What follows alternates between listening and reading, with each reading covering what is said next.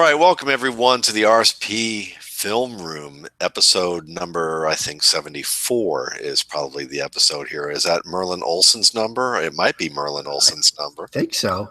Yeah, nice. Nice. That's a good number. I like There, that. yeah, I think so too.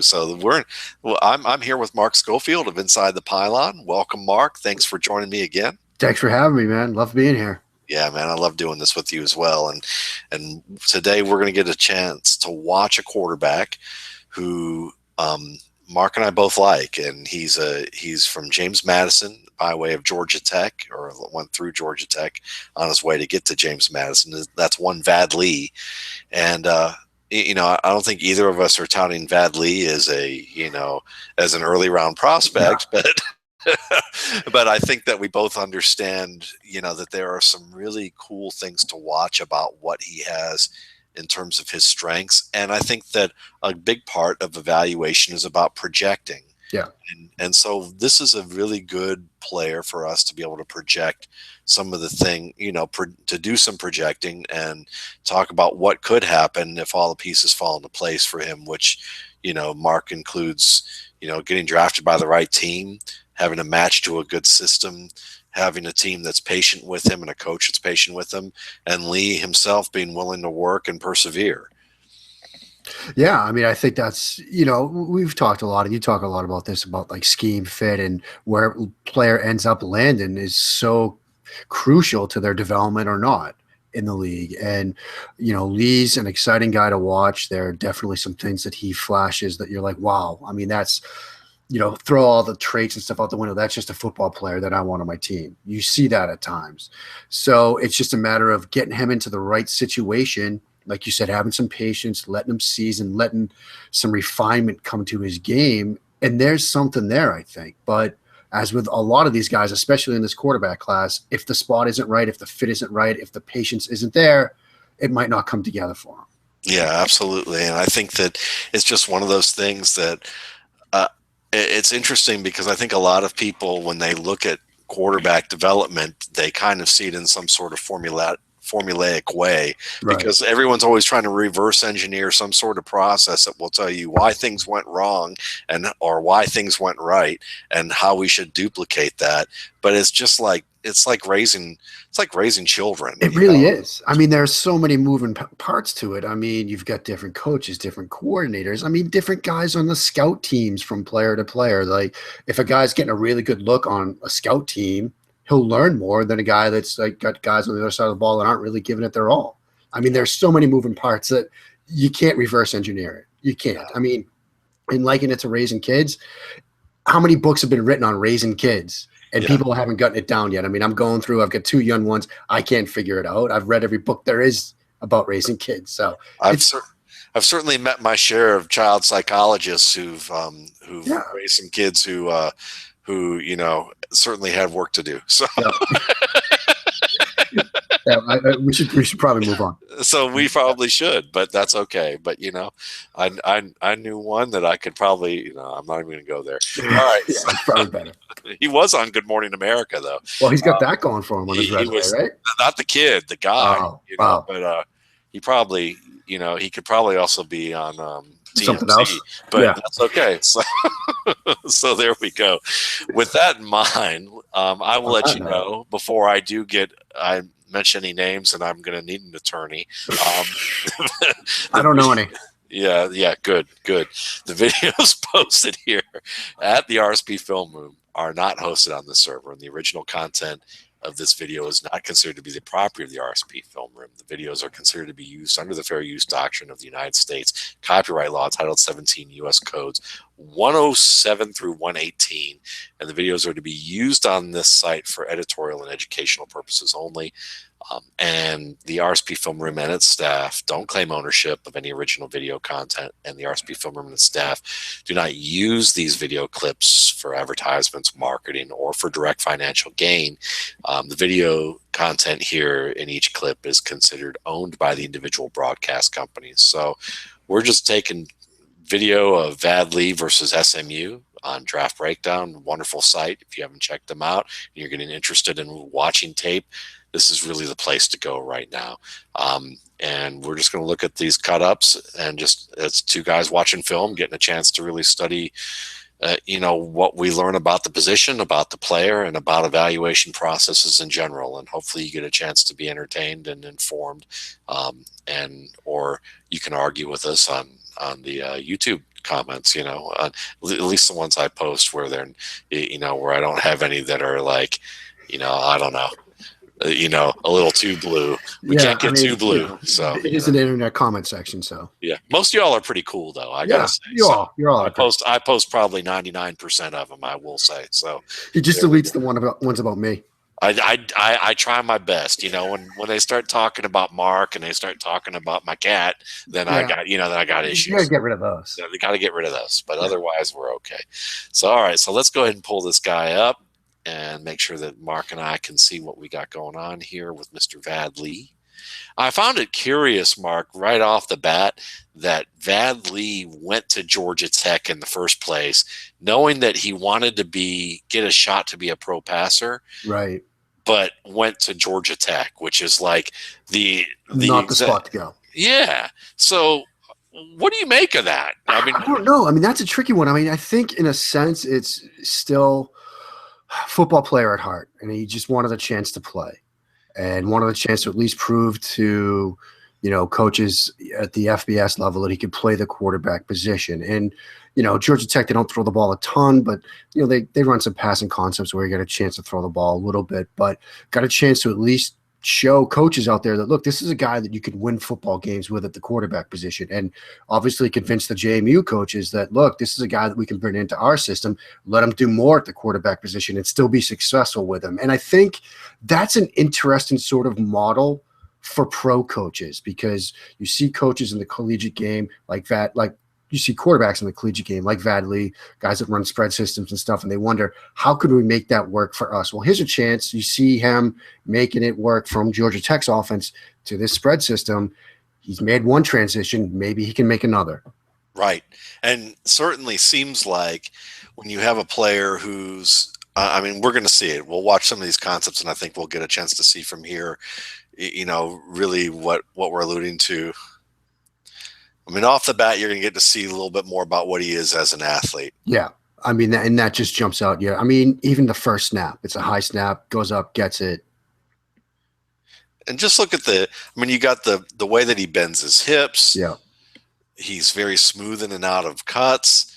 And that was a smart little move at the end there, so you get a couple of things. I mean, you get the athletic ability. Obviously, we see here that he's a quick, fast, powerful guy with good agility, but he's also just smart. I mean, right. there's plenty of quarterbacks that are in this draft class that won't do this. No, they'd lower the shoulder. Yeah.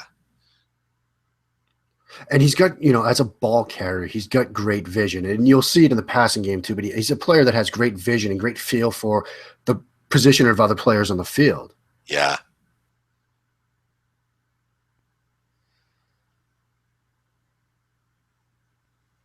Can't make everybody miss. No.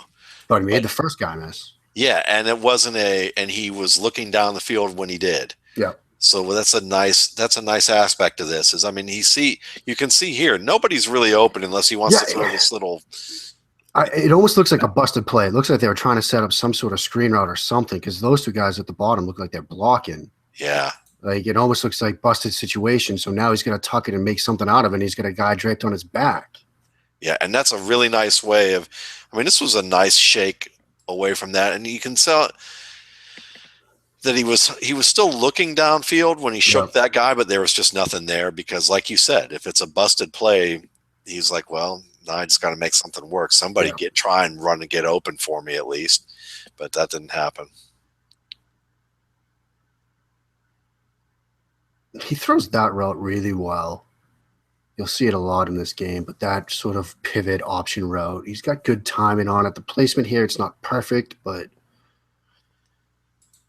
yeah, it's a compact delivery. Yeah. Nice little zip on the ball.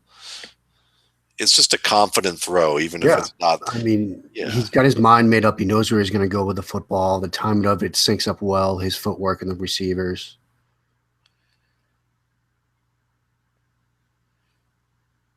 And there you go. Quick enough again, you know, so.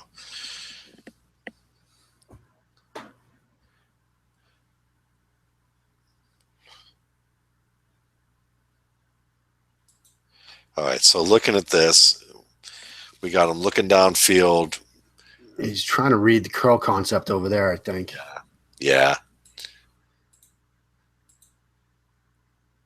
That's a nice little anticipation throw there. Yes, it is. He just doesn't get there. But mentally, you see, he's seeing the right things. Yeah.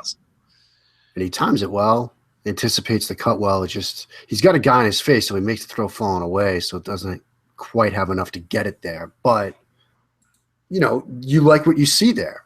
Yeah. I mean, that's a quarterback with some understanding of the coverage, the scheme, and the route structure, and knows when he has to get the ball out and where to put it.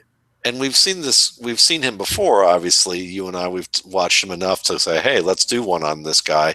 So we know that he's got the arm. Yeah, this is not an arm strength issue. No, not at all.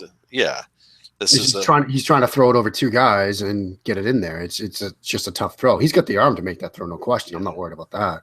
And probably, I would think 4 to 5 times out of 10, an NFL receiver might actually catch that pass. Yeah. I mean, it wasn't an uncatchable ball. No. General accuracy. Yeah. All right, so we freeze that. We had him, you know, playing out that fake. Yeah. Looks like he's looking to the Nice right. point. Yeah, he's trying to read this. Nice step up in the pocket. Nice little slide. Yeah.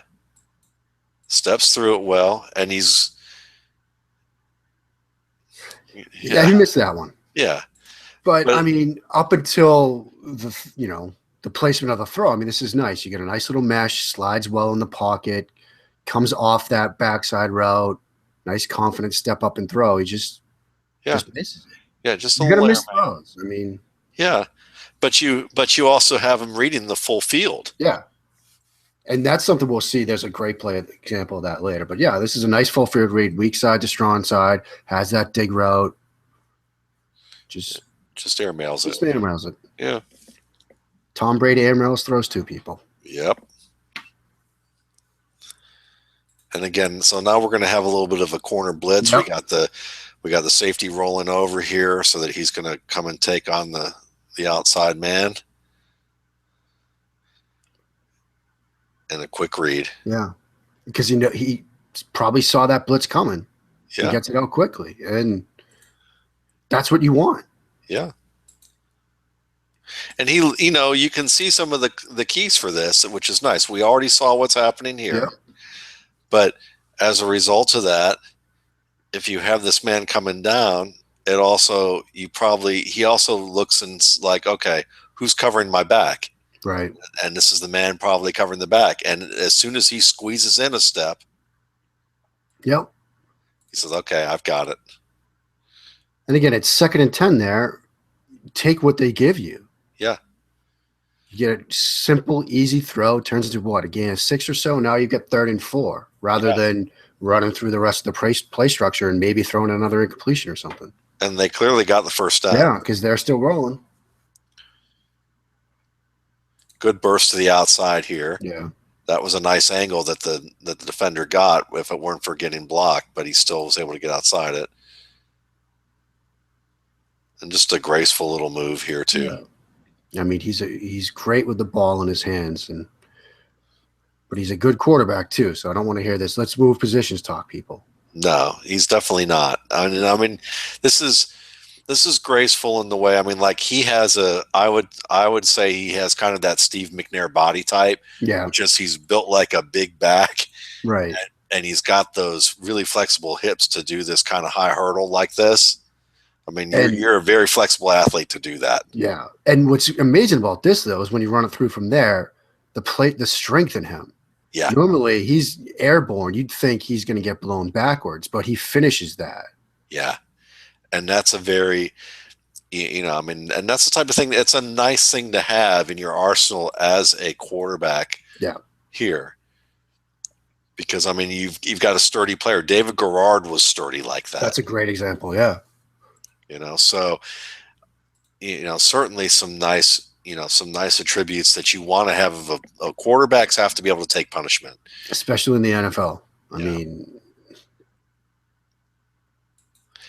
and this is an example. I mean, Carson Wentz does this. This is an example of kind of concrete feet, where it's like he sees, he makes his move, and he's like, I don't want to move my feet enough. Let me get the ball out. Yeah, I'm just going to get the ball out, which, there are pros and cons to it. I mean, you don't want to see it all the time, but there's an element of, I've got a chance to make a play here. I've got my guy open. Why waste another second instead of myself? I can just get the ball to him. Yeah. But here's a question for you. I mean, is this something that you work at? Do you work at like unset throws like this so that you get better at it? Or do you work at, well, how do I set my feet up? Well, I mean, you'd rather have the guy try to be able to set his feet if it doesn't, blow the structure of the play, if it doesn't really slow the play down too much. I mean, you're going to have to make throws off structure. We see that, every game, every Saturday, every Sunday. So there are times when you do work on drills on, not having your feet set, trying to just square up as best as you can to the target to get the ball out. So it's something you want to be cognizant of, but at the same time, don't waste too much time on it. Yeah. Okay, good. Now this next play, I love this next play. Yeah. Touch. It's a nice little touch for a guy. And it's not just that. Watch, he freezes the backside linebacker here with one quick look, gets him to hop back, convinces him of a slant route or something coming that way. And then that's the guy that ends up missing the tackle. Here comes 44 trying to do it. And it's just too late. Yeah. It's just that one step. And it's so simple. He just, shows a quick look at that linebacker who looks like he's in that underneath hole. Maybe it's a cover one look, freezes him, gets him to hop for 1 second. And then he's a guy that's a step late. Yeah. And it's just little things like that you watch it and you think, he doesn't have to do that. I mean, it's a clearly designed one read, like swing screen type thing, but he gives it that extra quick look and it makes a difference. Yeah, it's amazing the beauty of how these little things matter. Right. There's kind of that whole, you think about movies you watch where all these series of events happen, and if this one little event didn't happen, then all these things. It's like the butterfly flapping its wings theory, right? Yes, exactly. Butterfly flap its wings, and all of a sudden, humanity is overrun by dinosaurs or something. Right, right. And it's the same type thing, like just those little things that sometimes quarterbacks forget to do, or they just don't do. They don't think it's important, but it can matter. Yeah.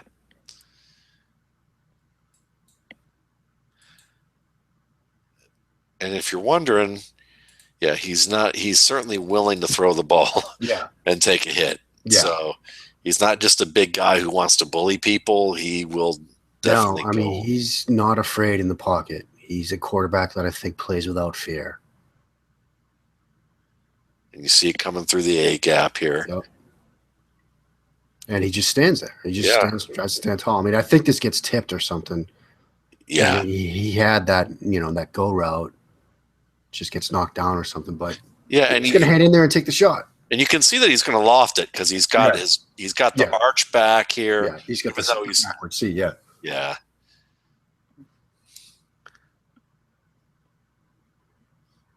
So what we're seeing is a guy whose mind is right when it comes to the concepts of his offense. He's thinking through this and reacting quickly. He understands what he's trying to do on the field, and he's spotting opportunities. Yeah.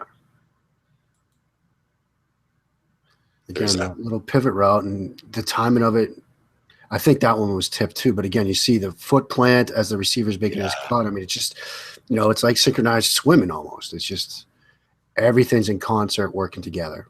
Yeah. I remember this play. Yeah. All right.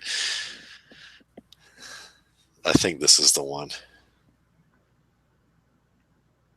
Yeah. Yep. I asked Vad about this play. That's right. I remember that.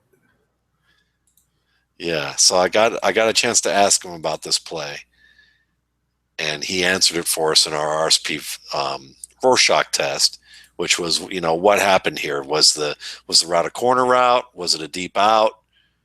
Did they adjust the route on the fly? And he said it's an embedded adjustment. Like you read what's going on. He read the safety. He saw how the safety was playing it, and he expected his receiver to read the same thing. Okay. And so he put a little more air under it. Nice adjustment for the receiver. Yeah. I mean, that's just another great play, though, because he's got pressure. He doesn't take a full shot, but he's got somebody in his face when he makes a throw. But yeah, he just leaves in there, and yeah. And he leaves enough room. He says, because I said, was the receiver a little late on reading this? And is that what happened? And he said, yeah. He goes, but I just put enough air under it so that once he saw it coming, it was just natural for him to track it. And that's, what he says there. That's a great example of play speed at the quarterback position, because that's a split-second decision. Yeah. To put air on the throw. And he makes it, and he completes the pass. I mean, you talk about play speed at the quarterback position. So much of it is like process and decision-making, how fast you can do that. That's a great example from his mouth. Yeah, he's thinking of, and he has to think that right here. Yeah. I mean that's really second stuff. From let's see. Probably from right here. Yeah. Yeah, from here to here. Just about a second, maybe. Yeah. And it's an opposite hash throw. Yeah. So he's throwing this basically from the far hash to the far sideline with touch. Yeah, that's a great throw. Yeah.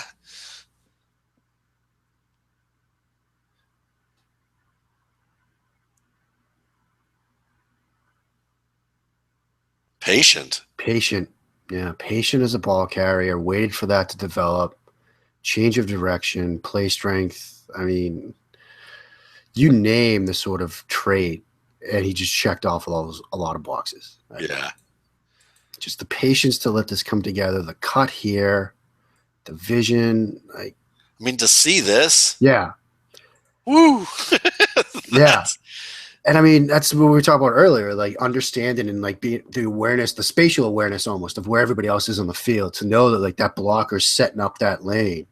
Yeah. And this is, again, people are going to, you're going to get people go, oh, well, if he can see that, let's make him a running back. Yeah. Put him an A-back, hand the ball to him 20 times. Well, no.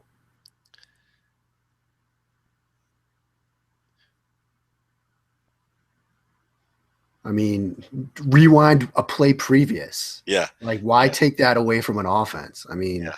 Let's look at this play one more time. Yeah. We can just watch this for the next hour. Yeah. Here's why you're a quarterback. Yeah. The fact that you can read this, you can adjust to this, you can deliver it.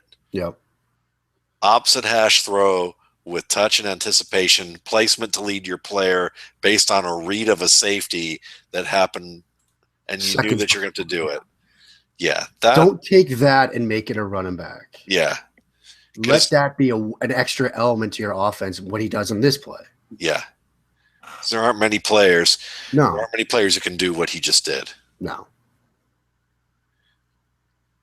And there are plenty of players who can do what he just did here. Right.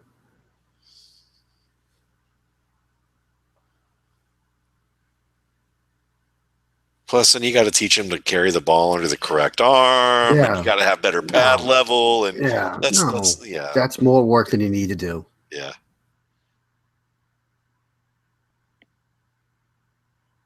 General area, not it's a little flat.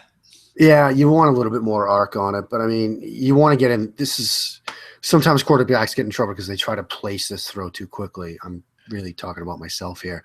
But you just want to let your guy have a chance at it. I mean, that's what this play is designed to do. And you get it in the general area. And did they draw the flag? It looks like it. So, again,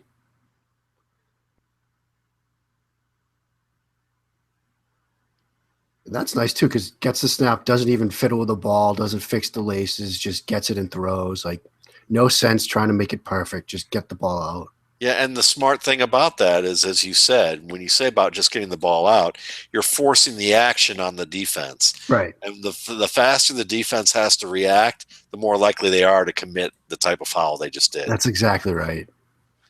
So I think that, yeah, I mean, I think I think your point's a really good one about just getting rid of it sometimes is taking it to the defense. Yeah. Make them react, put them on their heels. Nice and quick little run play extension. Yeah. Leads them downfield Leads him nicely. perfectly. I mean, that looks like it's just a little screen route. They just throw screens. I mean, that's a tough throw. You got to get it out quickly because timing's important here, and leads him perfectly. It's placed perfectly. He catches it right behind the blockers. Still has time. Make a cut. I can't tell you how many D1 players I watch, or top college program quarterbacks I watch who can't hit this throw consistently. Yeah. Because it is, it's not easy, especially to place it and time it and get all the pieces to fit together. And all the pieces fit right here. Yeah. I mean, that's just a nice little play that, again, the receiver has time to make first cut to the sideline. Hell, there were pro players who can't do that. Yeah. There were a couple in the playoffs this year that couldn't do that. So. Yeah, right. So. All right, so we get him reading from left to right. Yep. I mean, that's just another nice little throw. I mean, progression read, comes to the left, sees that's covered. Nice time in there. I mean, he makes his mind up quickly, comes off of it, comes to this, and it's still timed up pretty well.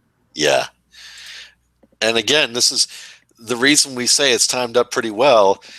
Is one thing that we haven't talked about, but I know we both have noticed and haven't mentioned here is look at his feet.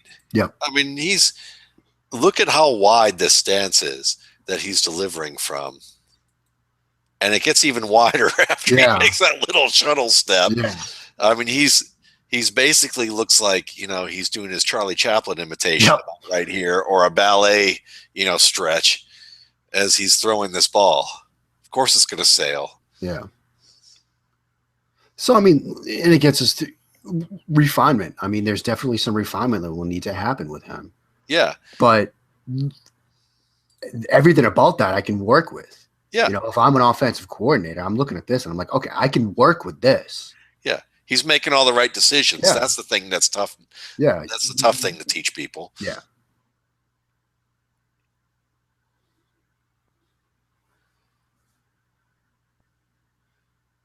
Who's their center? I mean, I think when I first watched this game, I looked it up. I don't know. Yeah. I mean, again, that's a football player making football plays, making people miss. It's a nice extra element that he brings to any offense. Yeah. And you can see there's not a tendency to go one direction or the other here. So and I mean, if you look at that, it looks to be a package play. One of the receivers was just kind of standing there watching. Yeah. And he still made it work. Let's see it one more time. Yeah, it's number 8. Right there. Yeah. So he just kind of cuts around him and makes him become a blocker. Yeah. Nicely done. Yeah.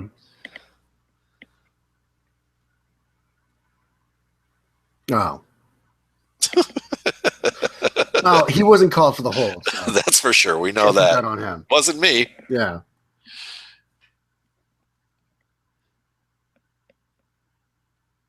Once again.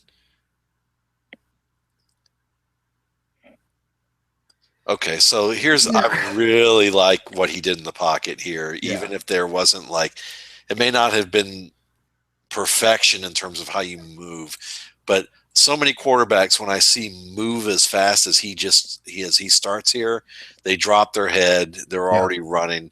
He's looking downfield. He's still in a throwing position. Uses the pump fake well. That's a very nice pump fake. Yeah.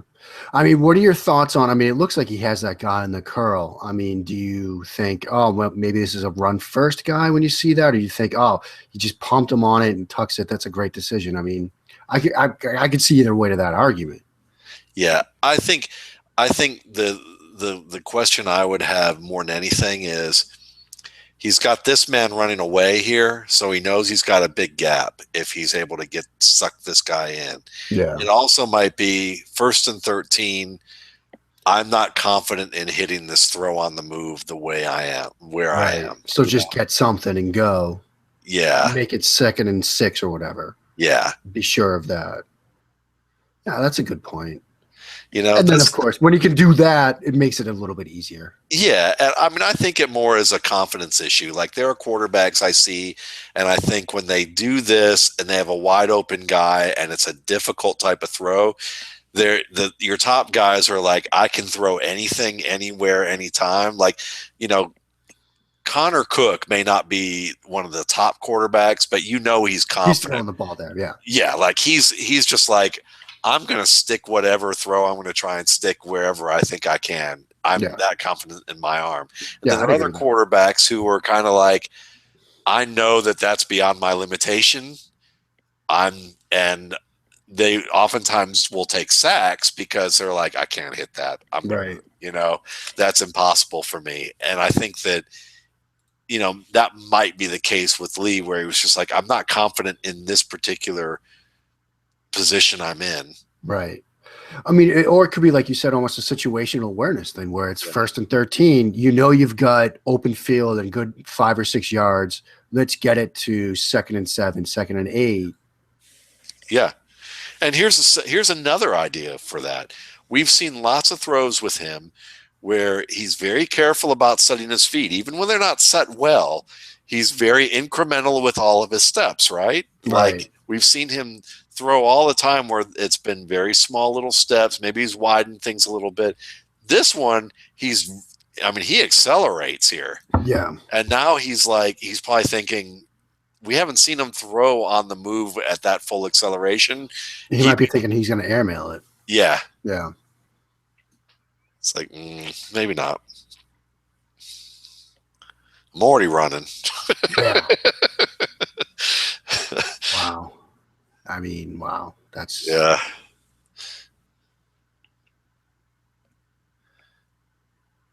And they're up, so why throw an interception when you're up by 10? So pretty right there. Yeah. I mean, it's a 4 or 5 yard game, but that shoulder right there.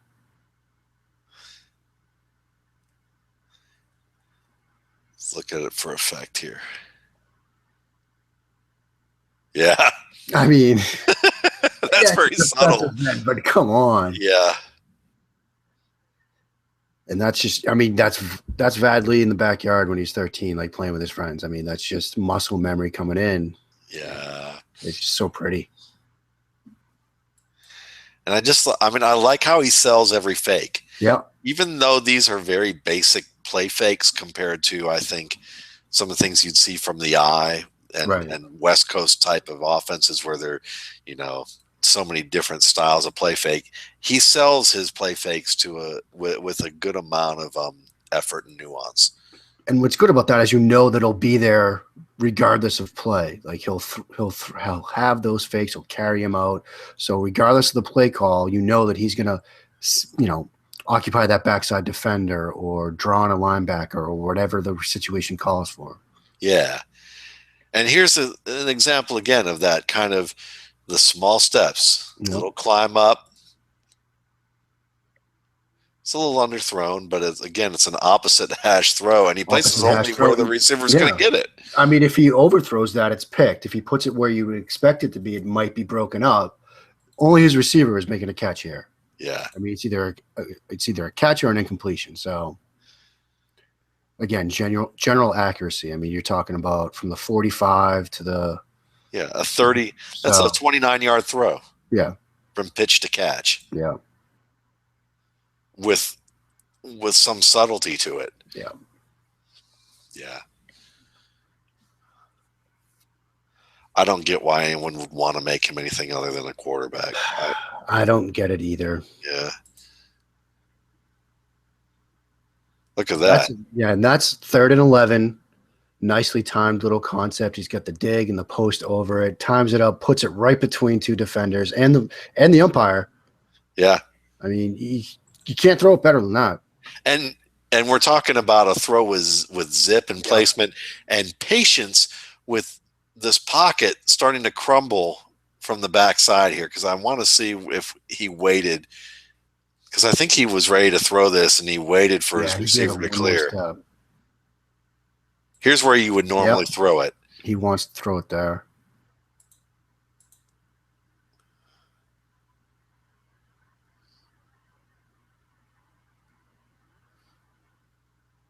That's nice. Yeah.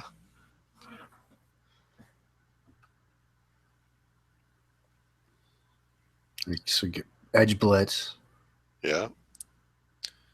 Yeah, something happened here.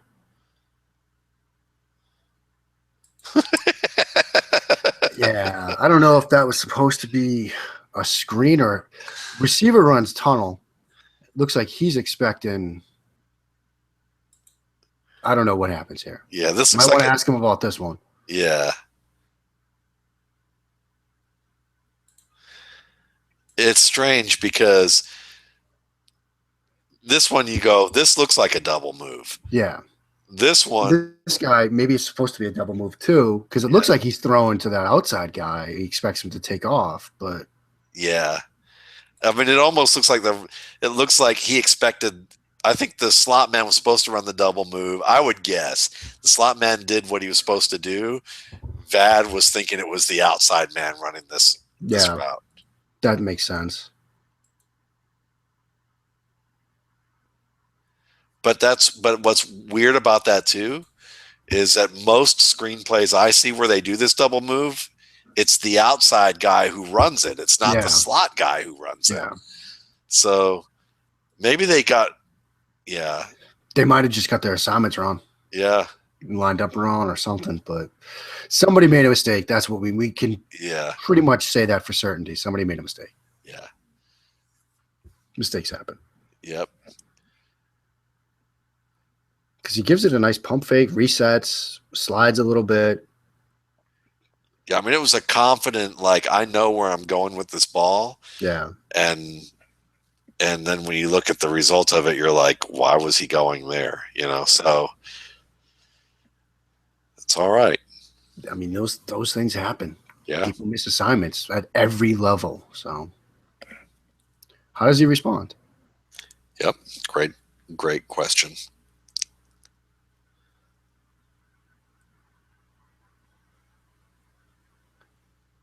Timing wasn't synced up there. Nah. Yeah, this is a play that I wanted to talk to you about. Okay. You got 7 seconds left. You've got 2 timeouts. You're at the 45.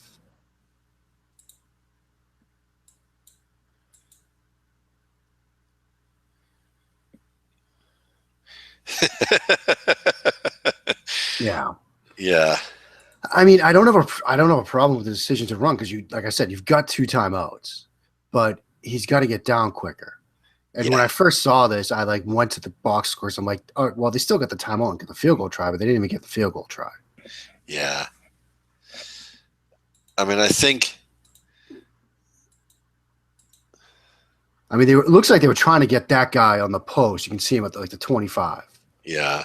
And he's there. But he had already made the decision to tuck and go. I mean, he's just got to get down and. Yeah. You've got the timeout. Just take one. He already looks away here. It's like over. This guy's open. It's over, though. Yeah. Because there's no way, even if he sees it he's now. He's not making that throw. Yeah. Then there's one guy who might make that throw in the past 30 years. Yeah. So. Yeah, that's one you remind him, halftime. We had both timeouts. Just throw it away. Throw it away, or just get down. Let us burn a timeout. Yeah, you had 5 seconds left. You could have run another play. Yeah.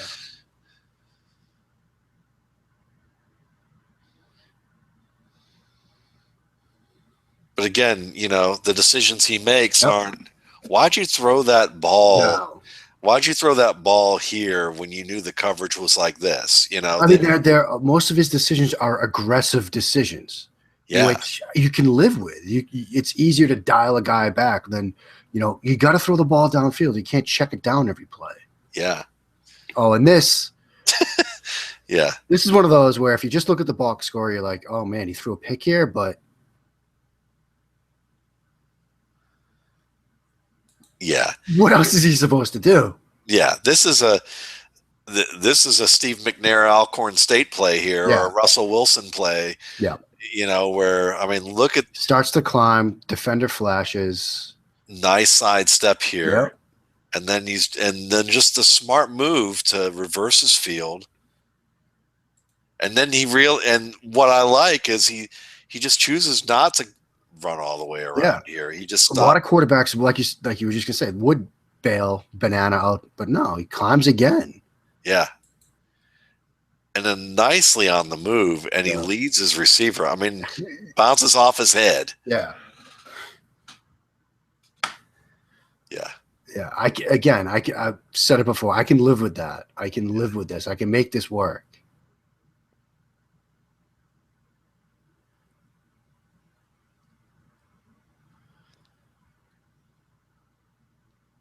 And to your point from earlier, I mean, a lot of quarterbacks would drop the eyes at some point in that route that he took and just start thinking, all right, I got to tuck it and go. But his eyes are always. Yeah.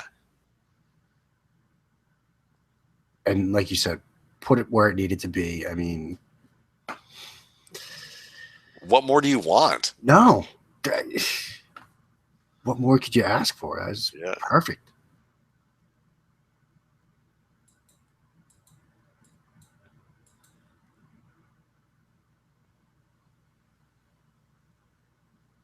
Yeah, and again, 3rd and 8. Yeah, he wants to throw that route to the top of the screen. He looks at the tight end first. That's covered. Then he wants to throw that route. That's blanketed pretty well. He could throw the check down there, but look at the sideline. It's wide open. Yeah. And he knows. Yeah. I mean, when you may have to think back to whatever it is, like, you know, when you were in 8th grade or 5th grade or whatever it was, when you were playing the game against people that you knew you were faster than. Yeah. But when you get onto a field or you get into a ring or whatever type of format where you play someone and you get the feel to know that they can't stop X, you know. And at this point, he knows. He's like, they're not gonna tackle him. Yeah, they're not gonna tackle me here. I'm good to go. Yeah. Now the one caveat to that is sort of the RG3 theory, which is, you know, for all of his career up until the NFL, RG3 was the fastest guy on the field. Right. So there's got to be a time to dial it back a little bit. But again, it's a good problem to have. Yes. And the difference, and I would say the difference between these two is that Vad Lee is a much more agile runner. Yeah. And a much more physical runner. RG3, maybe one and a half of RG3's legs is Vad Lee right here. Yeah. Vad Lee is a sturdy fellow. Yeah.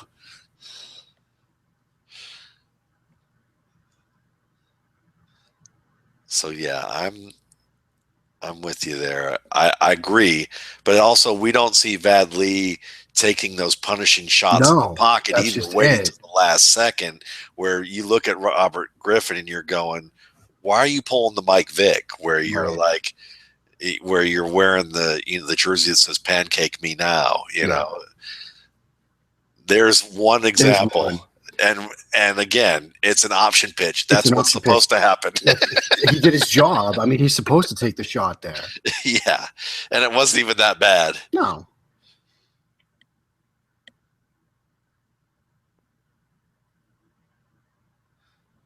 All right, so this is a really nice play, even though it doesn't work out, because you see him reading exactly what's going on with all three receivers. I mean, look at that defense. I mean, they're in blitz posture, so he knows pressure's coming, but he knows the route structure. He knows he has that corner route with a double in concept, man coverage. That guy's got inside leverage. I mean, that's a guy that knows this play, knows the situation. Yeah, he puts it perfectly. And you also, and he has to know if he's going to choose this inside one, he's got to know that this corner's not peeling off here. Yeah. And you could see a quick little look. Yep. And when he throws that, he's confident that he's going to get it over that corner, and he does. Not perfect, but it should have been caught. It should have been caught. And again, it's just a great read, great, awareness of the situation, the coverage and everything. It just wasn't completed. Yeah.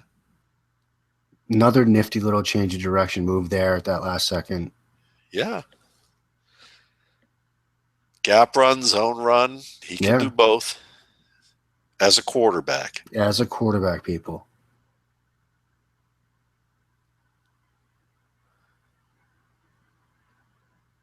That's a nice little throw. Yeah. Now, the throws that we want to see, that we didn't get a chance to see a lot of thus far, are middle of the field in stride throws. He had one where he had to scramble around to do, and he hit the top of hit the guy in the face, tight end's head. Yeah. But those are you want to see a little bit more of those. It would be nice to see some of that from his game. Yeah. But he's your middle of the field concept, as you can see. As you can see, yeah, he's the guy that attacks the middle of the field like that. That's quite a.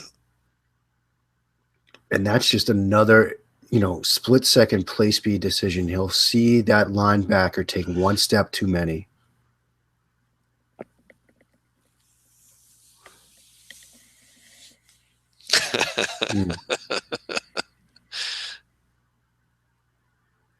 Whoops. Yep. Just stay down, linebacker. Yeah. Just stay down. Just stay down. Grab your ankle or something. You pulled something on that. Wait for the trainers. Put both hands over your head. Yeah. Yeah.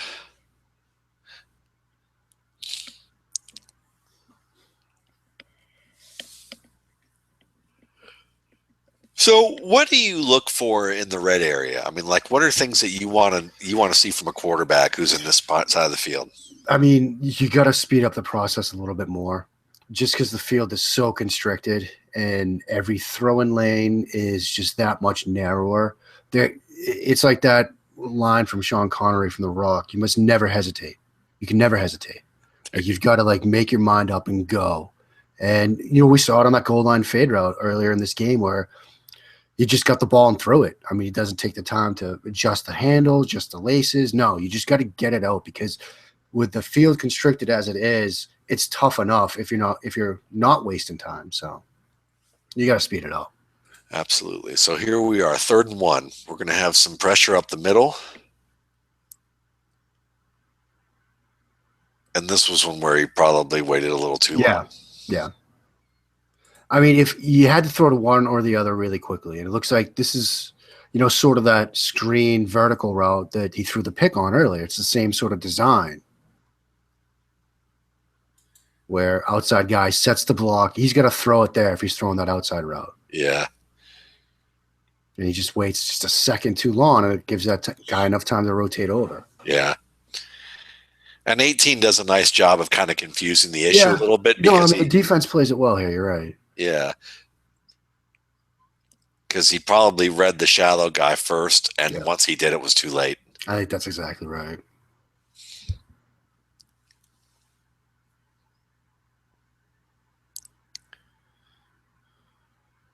Patient. Yeah.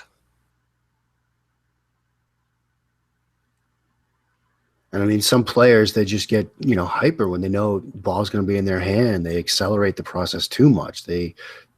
No, not him. He just lets that blocker come in front. It's nice. Yeah.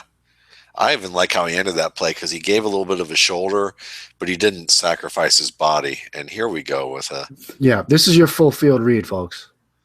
Yeah. This is a beautiful play.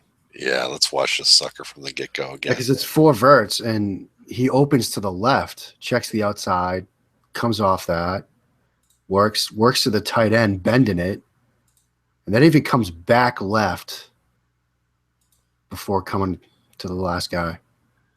And what he does is he manipulates that safety at the top of the screen. He gets him to jump on that tight end bending over, who's right in the middle of the field. See, look where that safety is. Yeah, and yeah. Wide open. Yeah. And what's even funnier about this play is, you know, he does those reads, and then look at the, it's not exactly like the picture perfect throw here. It's not textbook. The placement's great. It's not how you draw up how a quarterback should be throwing the ball, but you can't argue with the results there. No. And, you know, he'd pass to Dan Marino. I'd make them throw it from an awkward position test. Yeah. In my workout, if I were working on a quarterback.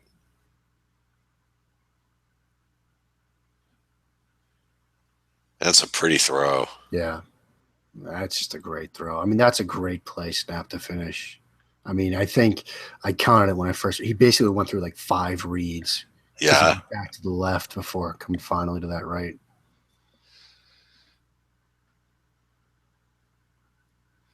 Once again, yeah. Now he goes to the opposite side. So you can see touch, placement, leading the short area of the field. You need that, you know, and a lot of quarterbacks that we see who are strong-armed and strong, you know, quick of foot, we see a lot of them not have that kind of touch. Yeah, and it's important because that's how that play is going to succeed. I mean, if you can't place it where it needs to be, touch it where the way it needs to be thrown, you take that play out of the offense coordinator's game plan. And you don't want a quarterback that like limits your offense. Not in the least. And here's a middle of the field throw where he leads his man a little bit. And he puts it only where the receiver is going to catch it and not take a beating. Yeah. So it's again, this is a really nice throw, even if it's not caught. Yeah. And again, one more example of him understanding where everybody is on the field. Because if he puts that on the shoulders, on the numbers, number 6 is probably waving for the trainer after that play. Absolutely. So we've seen multiple examples of him adjusting the throws so the only receiver can catch it and not take punishment, or placing it where only he can get it based on adjustments to the safety. And you want an example of his quickness. 18 thinks he's going to get the like tomahawk strip hair. Watch what he ends up getting. Here he comes. Nothing. Yeah. Maybe an ankle. Yeah. And he thinks he's going to get his arm. Yeah. Now, maybe it's just a bad angle that this guy took, but that's somebody that's quick. Look at that. Yeah. He's thinking, oh, fumble, man. And he freezes because he's like, oh, I'm not even remotely close here. Yeah.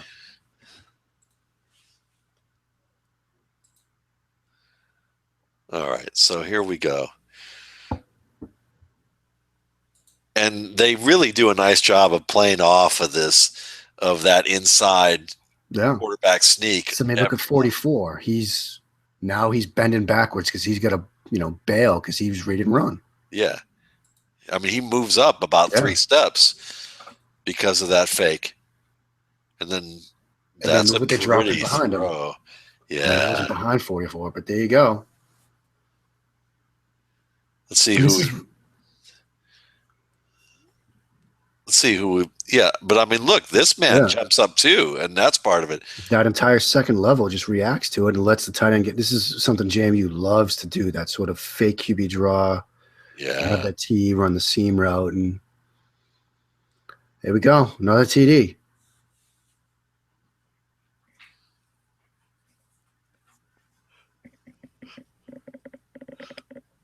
Yeah, I mean, all those second-level defenders, they're just thinking run right there.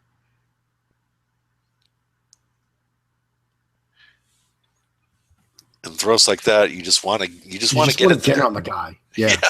I mean, he's that wide open. Don't make it perfect. Just make sure he can catch it.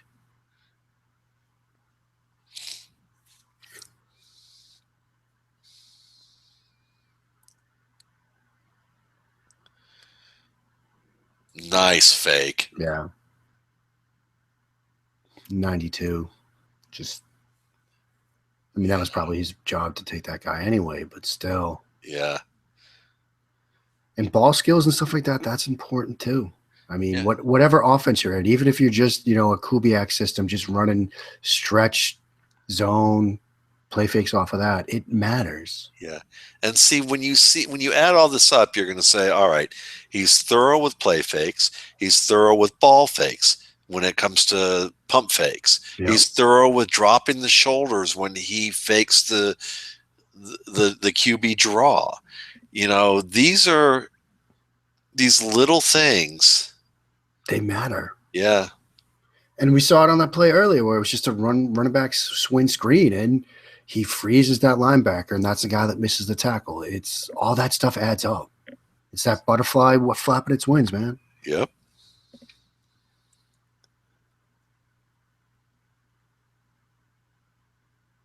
He really hasn't thrown a bad ball on the outside like that. No.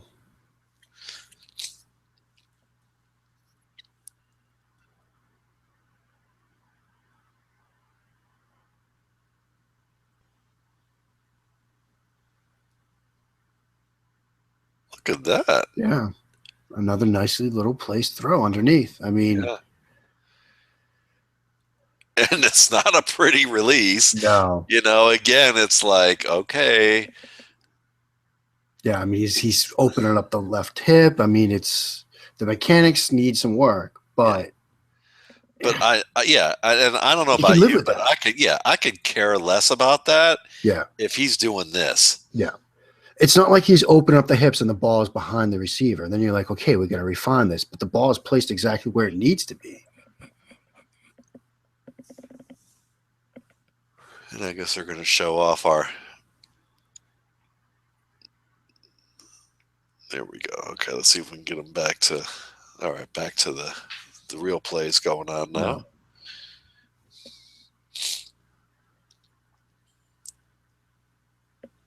That's another one. Yeah, and I think this was a good read of the field. Yeah. Because I think it's supposed to go. It's supposed to go out this way, but SMU has numbers. Yeah, so he's going to number 11. 11 gets jammed. He's looking at number 8. I think he looks over there. He's like, yeah, there's no way I can throw this. Here I am. I saw it. Let me go. I'm just going to follow my guy because that running back's not expecting to throw a block. Yeah. I mean, he carries out his fake rather, well, not as good as Vad does, but then he turns around and says, wait, what's happening? Yeah, and watch him deal with this defensive tackle.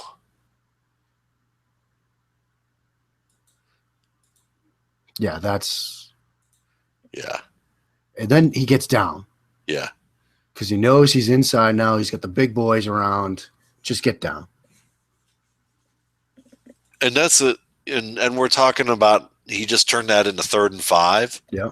Well, it could have been a lot worse. Yeah, that could have been 2nd and 4. That could have been 3rd and 14. Yeah. With a tackle for a loss. It could have been a 1st and 10 for SMU after. It could have been an extra point for SMU. Yes. So. Absolutely. So we're looking at someone who manages the game, plays with aggression, who's throwing balls into the middle of the field, hitting receivers in stride, who just cannot catch the ball. Yeah. Is that a little to the back shoulder? Yeah, if you're going to nitpick it, Bill Walsh might say that's not an A+ throw because it comes off the back shoulder. The receiver is being covered, and that, and the defender pulling it back may have contributed to this. But folks, seriously, that's a nicely thrown slant route on 3rd and 5, little stick concept. Right. It's a catchable ball. I mean, yeah. What else is he supposed to do? Just walk across the yard of scrimmage and hand it to him? I mean, guy's going to make plays too. Yeah. You would have to be Nurse Ratched unreasonable for this to be the nice little shot there on the tackle. Let's not overlook that. Yeah, true. I mean, places it pretty well, but then, that's your chance as a QB. I mean, somebody's just picked you off. You got to track them down and lay a shoulder into them. Maybe not all the time, people. Just when it's a defensive back, you can do it. If JJ Watt just picked you off, just turtle. Let's be smart.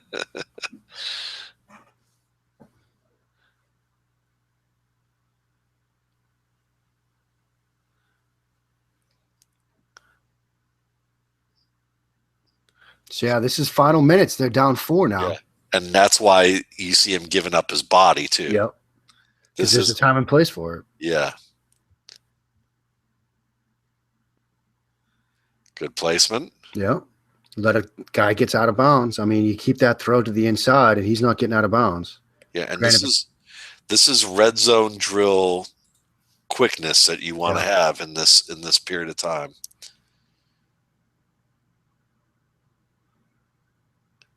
I mean, the clock would have stopped anyways because of the first down in college, but still, it shows you that he's aware of where the ball needs to be in this situation. Yeah.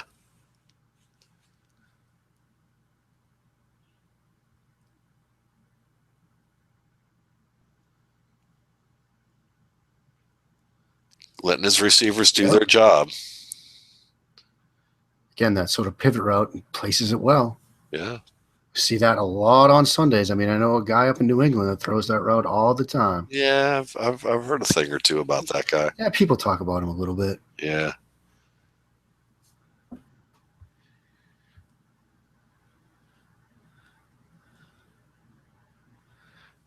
Confidence. Yeah. And that's the other thing about this. This is the time where you need a guy who's like still going to challenge him. Yeah. And he's not afraid to throw it into a tight spot at this point. It's like, okay, it's here. He's open now. Yeah. And the other thing is, they're going empty. They're going, 4 wide. They're not going to – they're putting it on him. I mean, you want to see an offense that trusts their quarterback that much in this situation, and they certainly do. And all second half it's been on him. If you really look at because they've been doing a lot of this for the second half, even with the lead. So they feel confident in letting him manage the situation. They just got some bad luck because they had 3 interceptions and all 3 of them bounced off the hands of a player. Yeah, I mean, if you look at this box score, what do you have, like 4 or 5 interceptions in this game? I think you just had the 3. And, one we saw, 2 caroomed off his receiver's hands. Right. And then the other one was a busted play where somebody ran the wrong route, we think. Yeah, yeah. I mean, again, you get back to that notion of the perils of box score scouting. You think this guy's had a bad game, but then you watch this and you're like, wait, no, he really didn't. No, not at all. And that's, awareness to get to the sideline, play strength to stay upright, gets out of bounds, conserves the timeouts.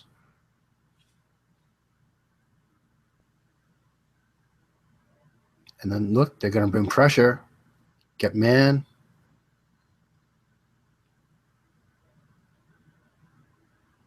Bye-bye. Yep. I mean, you want to get blitzed as a quarterback because you're going to get chances like this and you got to take advantage. And he just stands in there. Again, it's not textbook. He does what he needs to do because there's trash at his feet and still puts us exactly where it needs to be. Yeah, and you could argue that maybe it is textbook for this situation. Yeah, that's probably a better way to put it. He's on his toe. He knows he's got to get it over the line. He's on his toes. He's still getting his butt around here. Yeah, that's a better way of putting it. I mean, he contorts his body the best way he can to make this throw. Yeah, and it's right on the money. Yeah, I mean, that's perfect. Great stuff. Yeah, I mean, I don't know where you see him fit in, but if he's on the board and I'm an offensive coordinator and it's like, 6th round, 7th round, I'm going to jump up and down. Let me have a couple of years with him. Yeah. Yeah, I'll put it to you this way. I mean, is he in my top 10? Not right now. No. Of quarterbacks. But yeah, when you say 6th or 7th round, there are I'll put it to you this way: if I have a decent backup, I'm not getting Cody Kessler. Right. I'm getting Vad Lee. Yeah. If I have a good starter and I want a guy with tools, I'm not getting Nate Sudfeld. Right. I'm getting Vad Lee. Yeah. Joel's, I think if you're a team with like question marks at starter and at backup, then yeah, you might go with a Kessler or a Hogan or a guy like that and say, okay, I've got something that I can at least make into a quarterback pretty quickly. But if you're like, I don't know, Pittsburgh, and you've got Ben Roethlisberger, and you've got Landry Jones, so you think he's probably at least an okay backup, yeah, then take Vad Lee. Like, there's no sense in getting another Landry Jones.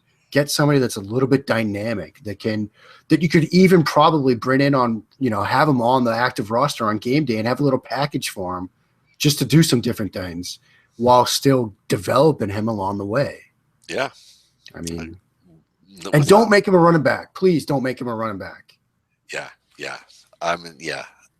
And I think that's one of those things that it's like,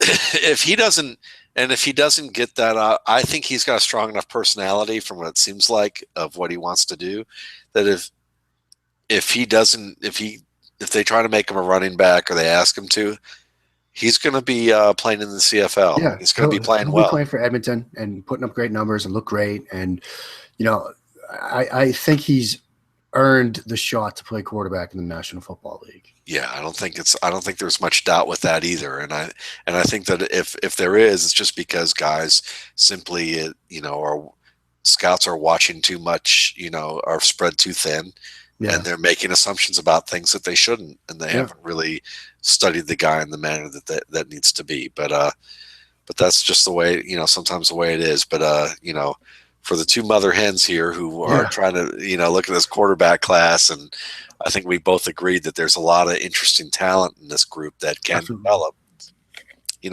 Lee is a perfect example of that. Yeah. Whether that happens is what makes this sport so compelling. Right. All we can do is just stand here and just, shout at the rooftops, please give this guy a chance. But it's not up to us. We're going to be doing this, on draft night.